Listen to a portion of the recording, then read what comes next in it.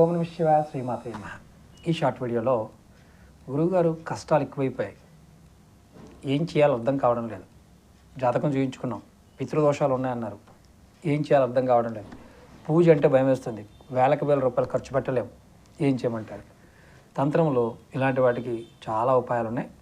ఈ ఉపాయం మీరు కష్టాలు, అలాగే విరక్తి భావం, ఏ పని చేయాలన్నా ఇబ్బంది రావడం ఇలా ఉన్నప్పుడు రోజు మీరు భోంచేస్తున్నప్పుడు 2 ముద్దలు, మొట్టమొదటి ముద్దలు 2 కలిపి పక్కన పెట్టండి.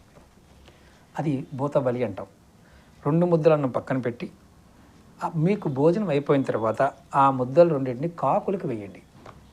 తర్వాత ఇలా ప్రతిరోజు చేస్తూ ఉండండి. ఆడవారైనా మగవారైనా సరే మీ కష్టాలన్నీ కడతీరిపోతాయి. పితృదేవతల శాపం నుండి విముక్తులవుతారు. కొన్ని రోజులకి ప్రయత్నించండి, మంచి ఫలితం ఉంటుంది. మీకు ఈ వీడియో నచ్చినట్లయితే లైక్ చేయండి, షేర్ చేయండి. ఓం నమః శివాయ శ్రీమాత్రే నమః.